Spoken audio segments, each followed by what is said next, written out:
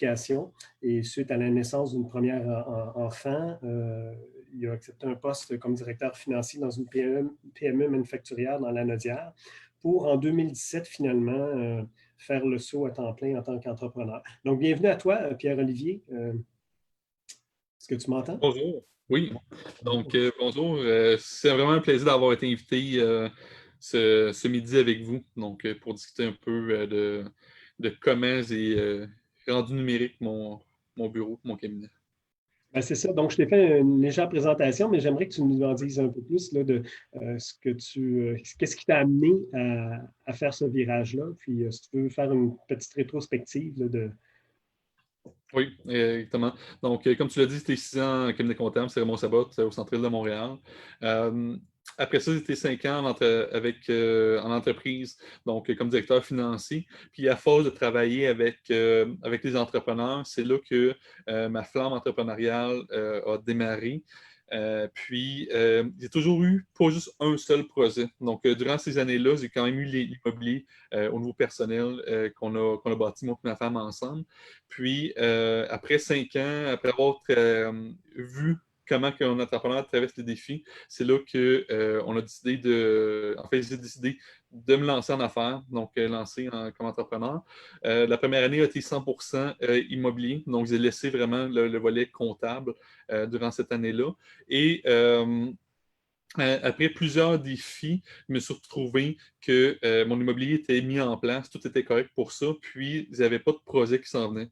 Donc, moi et ma femme, on avait un projet de partir en road trip jusqu'en Californie. Donc, c'est un projet qu'on avait depuis 2005, là, donc ça faisait 13 ans qu'on l'avait, puis qu'on l'avait tout le temps reporté, puis là, avec les enfants, avec nos 3 enfants, on se disait que c'était pas le bon moment.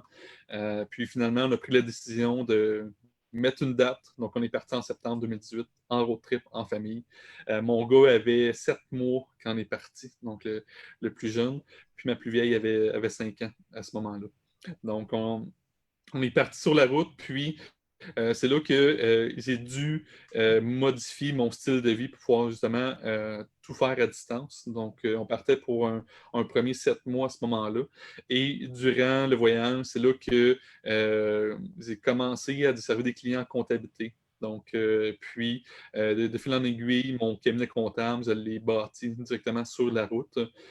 Puis c'est là que, en fait, c'est un peu à l'inverse. Normalement, tu construis quelque chose en planification 2, puis c'était en le vivant que je l'ai mis en place. Donc, tu n'avais pas nécessairement fait une analyse de tes besoins au niveau structure, soit informatique ou autre, avant de partir, équipement. Donc, c'est en le vivant et selon la demande des clients que tu as dû t'adapter et t'équiper au fil du temps, là. Oui, exactement. Puis en fait, il y a des choses que j'ai mis en place dès le départ que après 2, 3 mois, je me suis rendu compte que ce n'était pas le bon outil. Donc, je me suis trouvé un nouveau. Puis justement, j'ai pas attendu que tout soit parfait pour le faire parce que justement, la technologie, ça évolue à la vitesse grand V. Puis les barrières juridiques ou réglementaires dans ton domaine aussi, tu as dû avoir des défis à cet effet-là? Oui. Ouais. Donc, oui, puis en fait, j'ai eu 2 défis. Un, envers mon ordre professionnel, vu que je suis CPA. Donc, pour ça, c'est un peu nouveau aussi, les travailleurs nomades, donc qui se déplacent dans le monde. Euh, En fait, la première chose que j'ai eue comme réponse, c'est non, que je ne pouvais pas faire ça, desservir des clients au Québec, tout en une autre province ou dans un autre État. Et en fil en aiguille, en parlant avec l'inspection professionnelle, avec le code de déontologie, mais j'ai pu démontrer comme quoi que mes clients étaient bien desservis, même s'ils étaient à l'extérieur du pays. Puis, en fait, pourvu qu'ils aient un point de service au Québec, une adresse physique sur laquelle je suis capable de recevoir des documents, mais je suis capable de travailler de n'importe où dans le monde, puis être aux normes via mon ordre professionnel. Es-tu un des pionniers dans ton domaine à faire ça, comme CPA? Euh, Pionnier, peut-être au Québec. Au Canada anglais, il y a Live CA que sont maintenant, je pense, sont rendus 70 CA, CPA, que sont 100% en télétravail, qu'il y a une partie de ceux-là qui se déplacent un peu dans le monde, un peu mon mode de vie. Mais sinon, non, je n'en connais pas d'autres au Québec comme comptables qui font ça. voyais sur ton site web, Libre Finance, que tu parlais d'avoir atteint l'autonomie ou l'indépendance financière. Tu visais originellement 55 ans, puis idéalement 45, puis ça laisse entendre que tu l'aurais atteint à 33 ans. Parle-moi donc un petit peu de ça, là, comment tu en arrivé là si rapidement. En fait, au départ, c'était la retraite que je voulais devancer parce que justement, je ne vivais pas nécessairement mes passions à travers le travail, à travers ce que je faisais. Puis, c'est là que, en devenant entrepreneur, j'ai pu mettre en place pour moi qu'est-ce que je mettais en place pour mes clients. Donc, souvent, on est cordé mal chaussé, c'est qu'on le met en place pour d'autres personnes, puis pour nous-mêmes, on ne se le met pas en place. Puis, en partie, c'est grâce à l'immobilier que j'ai assez de revenus mensuels euh, pour survenir une partie de nos besoins. Après ça, en ayant 3 enfants, puis en ayant réduit le plus possible notre imposition personnelle, c'est fait en sorte qu'on reçoit le maximum au niveau des allocations canadiennes pour enfants. Puis, en fait, à 3 enfants, ça paraît, c'est quand même un 20 000 non imposable qui rentre annuellement pour nous. Et après ça, c'est des placements qu'on a, qu'on décaisse au fur et à mesure nos REER pour justement combler. Donc, en fait, on le décaissait maintenant avec le cabinet, je n'ai plus besoin de faire ça. Donc, en plus, on a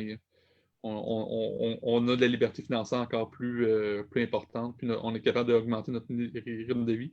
Mais qu'est-ce qui a fait vraiment le gros changement pour nous, c'est qu'on a réduit au minimum nos obligations financières. Donc, Donc, ouais, c'est un oui, mix vas-y. d'investissement immobilier, de placement au début que vous décaissiez pour partir ton entreprise virtuelle, entre guillemets, là. Oui, exactement. Puis, les allocations du gouvernement pour les enfants, mais aussi l'adaptation de votre style de vie, de vos besoins. Oui. OK. Puis parle-moi donc un peu, c'est ça, parce que c'est vraiment intéressant de voir l'audace que vous avez eue pour vivre votre passion, de pouvoir partir comme ça, mais ça prend une planification, là, que ce soit même pour l'éducation des enfants, les ressources matérielles requises aussi, là, parce que là, tu me parles de voyage et tout, mais tu es parti combien de temps par année? Comment ça se passe? Notre premier road trip, on est parti en septembre 2018 pour un premier 7 mois. Un mois avant, on a acheté notre motorisé. Donc, jusqu'à ce moment-là, on n'avait pas eu de roulotte, de motorisé ou autre, là. Donc, c'était vraiment notre premier. On y allait en grand. Puis, entre autres, le choix d'acheter notre motorisé, c'était dans l'optique de pouvoir le louer l'été en venant au Québec. Donc, en termes de pression financière, oui, on a eu à débourser d'avance les paiements mensuels, mais durant l'été qui a suivi, mais on a fait plus durant l'été que notre coût annuel de notre motorisé. Donc, notre motorisé en tant que tel ne nous coûte rien. Donc, pour vivre. Donc, c'est vraiment ce type de choix-là qui a fait en sorte que notre pression financière, on n'en a pas vraiment mensuellement, puis qu'on est vraiment libre de nos choix. Quand on est parti, justement, ma plus vieille. Oui, Juste pour revenir au motorisé, ouais, encore là, on parlait d'adaptation de style de vie, parce que tu n'es pas allé acheter un Prévost à 2 millions, là. Vous avez non, non, motorisé quand même, c'est ça, c'est un 24 pieds, je pense que tu me disais, là. ouais, C'est un exactement. classe. Ouais. Ça, un classé. Puis en fait, on y était avec le plus petit qu'on pouvait pour être capable d'avoir 6 ceintures de sécurité. Donc, c'était vraiment ça nos critères. C'est là qu'un 24 pieds, un Conquest de Gulfstream a répondu à notre besoin. Puis en fait, ça fait 2 ans maintenant qu'on a notre motorisé qui s'appelle Gustave, en passant, là. Donc, je vais dire Gustave, puis en fait, c'est pas un quatrième enfant, c'est vraiment notre motorisé maintenant. Puis, oui, ça a été toute une adaptation parce que passer d'un cottage, 2 étages avec sous-sol, grand terrain, piscine, à un motorisé 24 pieds où que l'espace commun est grand comme une petite table de cuisine, là. Donc, c'était vraiment une grande adaptation. Puis pour nous, l'adaptation s'est bien faite parce qu'entre les deux, on a mis en location notre maison. Donc, on s'est rendu compte que notre pression financière, la première qu'on avait au niveau de notre budget, c'était notre maison familiale. Puis, on l'a mis en location. Puis, au lieu que ce qu'elle nous coûte 1600 par mois, notre maison avec tous les coûts, ben, elle nous a généré un 500 net par mois. Donc, c'est vraiment ça que ça nous a permis de justement partir, de couvrir encore une partie du voyage grâce à ce bien immobilier-là. Puis, entre les deux, on a été locataires. Donc, d'un de nos logements dès le départ. Donc, on n'avait pas nécessairement de coût de la vie autre que la perte d'un revenu locatif. Mais le logement, on a passé quand même d'une maison à un grand 4,5. Donc, mon gars dormait dans notre chambre à nous, à moi et ma femme. Puis, c'était l'étape avant le motorisé. Avoir passé de la maison au motorisé directement, peut-être que ça aurait été différent comme adaptation. Je trouve que le motorisé, les belles journées, vous avez la plus grande cuisine possible si vous vous déployez Oui, vous avez une belle vue, c'est ça. ouais, Quand on marche peut-être à l'extérieur, c'est plus qu'on est. Donc, toi, le COVID-19, avec ta famille, vous étiez déjà adapté au confinement, si on peut dire. oui. Ça Donc, peut être. avoir les enfants à temps plein, bien, on est habitué. Donc, ça fait maintenant 3 ans qu'on a les enfants à la maison. Faire l'école à la maison, ma plus vieille, mais ça fait 2 ans maintenant qu'on lui fait. En fait, ma plus grande adaptation présentement, c'est de travailler dans un demi-sol. Là. Normalement, c'est toujours à l'extérieur. Puis là, au moins, les belles journées arrivent, là, donc je suis capable de sortir. Mais c'est vraiment être au même endroit. Ça a été ma plus grande adaptation présentement. Parce que tout le reste, ben, on est habitué. Là. OK. Puis le défi d'éduquer les enfants, c'est ça, vous suivez, parce que là, ils sont jeunes, donc vous pouvez quand même faire l'école à la maison, de guillemets, là, mais sur la route aussi, c'est ça? Vous suivez le programme du ministère de l'Éducation, puis.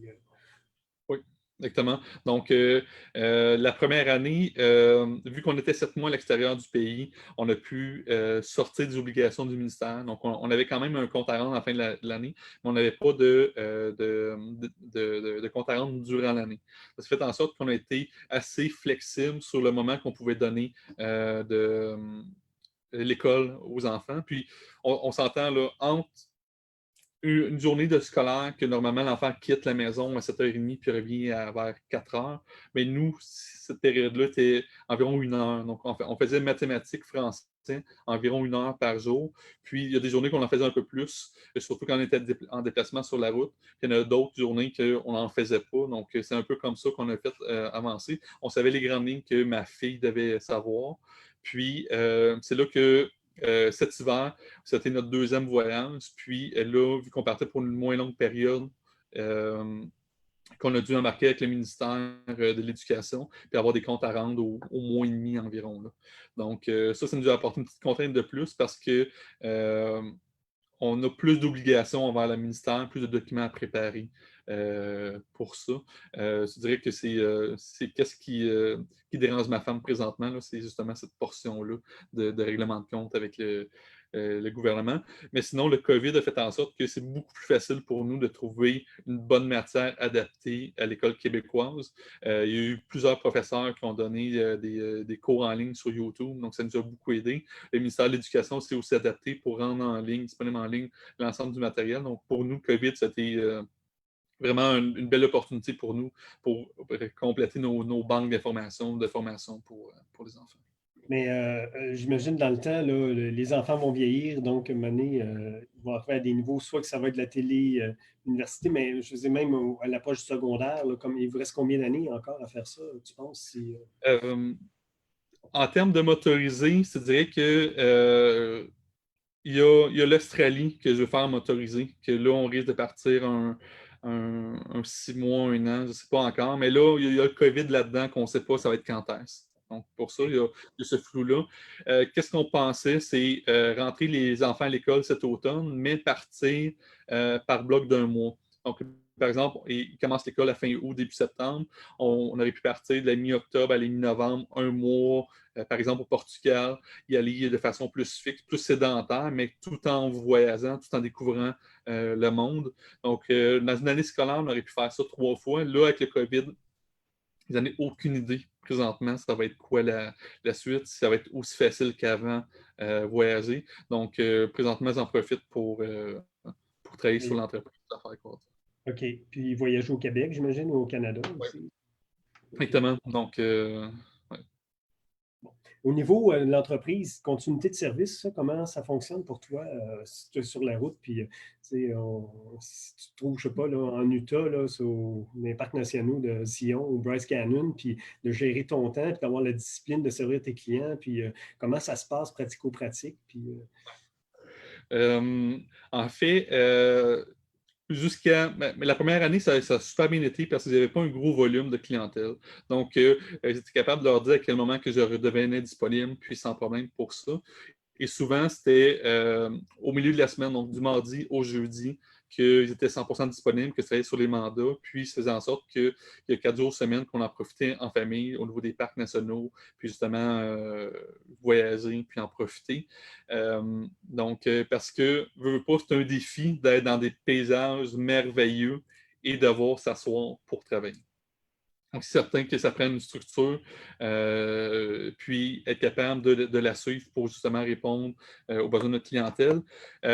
Cette année, qu'est-ce que j'ai fait de différent? C'est que j'ai une adjointe qui, justement, elle a répondu aux besoins ponctuels de mes clientèles. Je suis 100% numérique, donc mes clients peuvent prendre rendez-vous avec moi selon mes plans de disponibilité, donc directement. Donc, pour ça, pour des rencontres de 20 minutes, pour des rencontres d'1 heure, donc selon leur convenance. Puis souvent, c'est dans la semaine qui vient, on est capable de prendre rendez-vous sans problème. Donc, pour ça. Ce qui facilite aussi qu'on a moins d'échanges de courriels ou d'appels juste pour prendre rendez-vous. Donc, tu travailles avec une autre comptable ou c'est une autre CPA? Oui, exactement. Donc, depuis le mois d'avril, j'ai embauché 3 personnes, donc une adjointe à temps plein, une technicienne et une comptable. Précédemment à ça, j'avais une collaboratrice, donc une comptable qui avait son propre cabinet comptable et qui m'aidait, donc me supportait au niveau des mandats. Puis là, maintenant, je suis une équipe avec moi.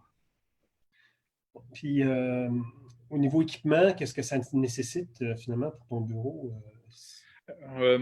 En fait, il y a les 2 matériels de base. Là, c'est le premier, puis c'est l'essentiel, c'est une bonne connexion Internet. Puis ça, c'est vraiment la clé. Durant mon premier road trip, ça a été mon défi principal, de trouver une bonne connexion Internet à certains endroits, parce que justement, quand on est dans des parcs nationaux, souvent, c'est reculé, puis la connexion Internet est plus ou moins fiable. Cet hiver, j'ai acheté un hotspot, donc vraiment américain, donc que c'est capable de voyager. En fait, c'est ça que j'utilise présentement, là. Donc, c'est un hotspot qui fonctionne dans, je pense, 200 pays dans le monde, que c'est via les ondes cellulaires, ce qui fait en sorte que c'est beaucoup plus stable en termes de connexion Internet, peu importe où, puis c'est illimité. Donc,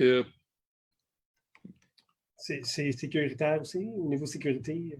Oui, exactement. Donc, en fait, vu que c'est mon propre hotspot, j'ai une connexion VPN, donc il n'y a pas de problématique en termes de hacking à ce niveau-là. Puis c'est beaucoup plus sécuritaire que les réseaux Internet dans les cafés. Pour ça. Donc, en fait, je n'utilise pas tout ce qui est Internet au niveau des cafés, j'utilise mon hotspot parce que c'est trop facile d'hacker les données dans les cafés, là. Que ce soit Starbucks ou n'importe quel autre. Donc, une bonne connexion Internet, un bon ordinateur. Ensuite, il y a Oui, autre chose? exactement. Puis, dans le fond, au niveau de mon ordinateur, c'est un Surface Pro 4, donc ils activent là 2 ans. Donc, c'est vraiment compact. C'est à peine plus gros qu'une tablette. Puis, pour mon deuxième écran, parce que ça me prend toujours un deuxième écran, c'est aussi un écran portable. Donc, il est à peine plus gros que mon ordinateur. Donc, en fait, je dirais que les deux ensemble font peut-être 1 pouce d'épaisseur, puis la grosseur d'une bande dessinée là, en termes de grosseur d'écran. Puis je suis 100% autonome avec ça en termes d'équipement. La Surface Pro, j'imagine que tu as rajouté un clavier de chiffrier à côté là, en tant que Oui, comptable. exactement. J'ai un petit. Ouais. Sinon, c'est long pour tenir les chiffres. OK. Ouais. Euh, Parlons de ta clientèle. Si ta clientèle cible, qu'est-ce que tu. En fait, je travaille directement avec l'entrepreneur. Donc, c'est vraiment par rapport à leur projet, autant personnel que professionnel. Donc, j'ai beaucoup de clients comme travailleurs autonomes, donc que, dans le fond, sont tout seuls dans leur entreprise, puis la font croître au fur et à mesure. Et j'ai des entrepreneurs qui sont en démarrage, donc vraiment à leur première année d'existence jusqu'à environ à 5 ans. Donc, parce qu'après 5 ans, souvent, c'est que l'entrepreneur est assez gros pour avoir un comptable à l'interne, puis être capable d'avoir répondre à ses besoins à l'interne. C'est là que moi, je préfère travailler directement avec l'individu à travers ses projets d'entreprise et personnels. Donc, c'est vraiment. Ma clientèle, c'est vraiment des entrepreneurs que je travaille. Dans les domaines du service conseil, donc tout ce qui est entreprise de service, soit B2B ou B2C. Donc, pour ça. Après ça, tout ce qui est web, en étant moi-même sur le web, là, donc tout ce qui est formation en ligne, dropshipping, boutique en ligne, j'en ai plusieurs clients là-dedans. L'immobilier, parce que je veux pas, c'est un sujet qui me passionne. Donc, pour ça, donc j'en fais moi-même. Donc, c'est beaucoup plus facile de comprendre les besoins de ma clientèle pour ça. Et un peu d'industriel vu mon parcours professionnel. Donc, autant au niveau de quand j'étais en cabinet comptable que pour l'entreprise pour laquelle j'ai travaillé, c'était des entreprises manufacturières. Puis, même en cabinet, c'était pour des clients manufacturiers ou industriels. Donc, j'ai une partie de ma clientèle là-dedans. La COVID-19, le confinement, ça t'a aidé au niveau, tu me parlais un peu de la croissance de ta clientèle, c'est ça? Oui, exactement. En fait, ça faisait depuis l'automne que je reportais l'embauche d'un employé parce que je me disais, j'avais des besoins, je me disais, bon, je suis capable de le faire moi-même directement. Puis ça faisait en sorte qu'il y a certains projets que je reportais. Le COVID a fait en sorte qu'ils étaient beaucoup présents au niveau des réseaux sociaux au début pour justement expliquer les nombreux programmes gouvernementaux qui sortaient. Puis ça fait en sorte que ça a été beaucoup attractif pour moi et que ma clientèle a fait x3 en l'espace d'un mois et demi. Donc, Donc, en un mois et demi, tu as triplé. oui, exactement. Pour ça. Puis aussi, c'est durant cette période-là que j'ai lancé mes programmes de formation en ligne. Donc, avec le PACM qui est sorti, donc remboursé par l'État, mais ça l'a aussi aidé à ce niveau-là. Donc, c'est pour ça que pour moi, le COVID, ça a été juste le propulseur pour mon entreprise. Donc, il y a beaucoup de choses au niveau de mon entreprise que je reportais. Je me disais, bon, je vais le faire plus tard. Je vais m'occuper de mes clients, donc de leur dossier. Puis en fin de compte, je me suis rendu compte que qu'est-ce que je préférais, c'était le service conseil. Puis ça, je savais, mais c'est ce que je reportais.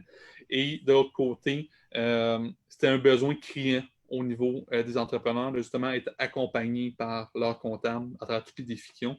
Puis le COVID, ben, c'est le plus gros défi que les entrepreneurs ont présentement. Mais d'un côté aussi, toi, tu ne fais pas de rencontres beden à beden, comme on dit dans les cocktails et tout, pour ton démarchage. C'est une présence, j'imagine, sur les réseaux sociaux qui te fait connaître. Là. Et quand tu dis x3, c'est que tu n'as pas commencé à te mettre sur des réseaux au début du confinement. Donc, parle-moi donc un peu de tes réseaux, tout ça, comment ça fonctionne, tu entretiens ça, puis tu Donc, t'investis. oui, ma page Facebook, CPA, Créateur de Liberté, je l'ai partie au mois d'avril l'année passée.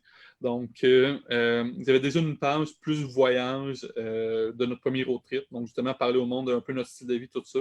Puis, on l'a encore. Donc, ça s'appelle Comptable Créateur de Liberté. Puis que on n'est pas parti de zéro quand on a justement migré vers notre page officielle CPA Créateur de Liberté. Donc, on avait environ 300 personnes qui nous suivaient. Présentement, on est rendu à 750. Puis, c'est pas de l'acquisition. On n'a pas fait de concours pour augmenter nos abonnements. Les personnes qui nous suivent, c'est vraiment des personnes qui étaient intéressées par un de nos sujets qu'on a fait. C'est beaucoup de création de contenu, donc j'ai fait beaucoup de publications au fur et à mesure. À toutes les semaines, il y a soit un article de blog, soit une vidéo live, soit une participation à un live comme ce midi, pour justement donner du contenu à ma clientèle, pour justement les aider à traverser leurs défis. Donc, pour ça. Et j'ai aussi été invité sur des podcasts que d'autres personnes ont. Puis ça fait en sorte que, justement, ça l'aide les entrepreneurs à voir s'il y a un fit ou pas avec moi. Donc, à force de lire sur moi, voir comment ils interagissent, bien, je veux pas, j'ai ma propre couleur. En fait, c'est simple, avec moi, c'est soit que tu m'aimes ou tu m'aimes pas. Donc, il n'y a pas de juste milieu entre les deux. Puis ça fait en sorte que, justement, en voyant les podcasts, en voyant les lives, mais la personne peut voir s'il y a un fit ou pas en termes de relationnel. Puis comme ça, mais ça l'aide beaucoup pour la suite. Là. OK. Écoute, c'était vraiment intéressant de t'accueillir aujourd'hui. Je ne sais pas si tu avais des choses que tu voulais rajouter. Ben, en fait, si je peux parler un peu de mes services. Oui, d'accord, vas-y. Donc, pour ça, donc, mon site web, c'est 1librefinance.com, donc le chiffre 1, librefinance.com. J'offre tous les services d'un cabinet comptable régulier. Donc, tout ce qui est impôts des particuliers, impôts corporatifs, état financier. Aussi, puis mon focus, c'est beaucoup le service conseil et tout ce qui est technologique. Donc, tous mes clients sont soit sur QuickBook en ligne ou un autre logiciel comptable 100% en ligne pour justement avoir disponible de partout dans le monde maintenant leurs informations comptables. Et ça fait en sorte que je me débarque un peu des autres cabinets vu que mon focus, c'est vraiment le service conseil et l'accompagnement d'entrepreneurs. De l'autre côté, mon but, c'est vraiment d'aider les entrepreneurs à se libérer de leurs finances. Donc, ça, c'est soit par le cabinet comptable ou via mon coaching, donc l'accompagnement que je fais via soit des formations, des ateliers, des lives comme ce midi. Donc, c'est un peu les deux services qu'ils offrent, donc autant les formations en ligne que l'accompagnement avec du one-on-one. Ben, merci beaucoup, Pierre-Olivier. C'était vraiment inspirant de t'accueillir aujourd'hui. Puis, je suis vraiment, comment je dirais, inspiré, c'est le mot, là, mais je voulais te féliciter d'avoir eu l'audace d'avoir passé à penser en tant qu'entrepreneur, surtout avec une jeune famille, 3 enfants, une conjointe. C'est quand même des décisions qui sont pas nécessairement faciles à faire, mais d'écouter ses passions puis de se lancer, c'est vraiment intéressant de voir ça. Fait que je te remercie beaucoup et au plaisir de bonne continuité des affaires là, de ton côté. Je voulais aussi rajouter que sur notre site, si vous avez des questions par rapport à ce que notre invité d'aujourd'hui, vous pouvez les adresser par notre site internet de l'apcsf.ca ou encore à info@apcsf.ca. Sur notre site aussi, cette semaine, on a ajouté le livre que François Laporte du Bureau Sans Frontières nous a offert gracieusement. Donc, vous pouvez le télécharger à partir de notre site. C'était François, notre Bureau Sans Papier, de la semaine passée, notre invité sur le Bureau Sans Papier. Donc, vous pouvez y accéder. Je vous rappelle aussi qu'il y a aussi la pétition qui est toujours accessible sur notre site concernant les frais d'acquisition reportés. Donc, vous pouvez aller consulter ça dans la section nouvelles. Lundi prochain, on devra avoir comme invité maître Philippe Couture, qui est un avocat qui a travaillé pendant quelques années auprès de l'Autorité des marchés financiers. Maintenant, il est plus au niveau de conseiller et il va venir nous entretenir sur le transfert en bloc. Donc, ça risque d'être assez intéressant pour lundi prochain, 11h. Donc, là-dessus, je vous souhaite un joyeux déconfinement. Puis merci à tous d'avoir été présents, Pierre-Olivier, puis Frédéric à la régie. Bonne semaine. Merci beaucoup. Bye bye.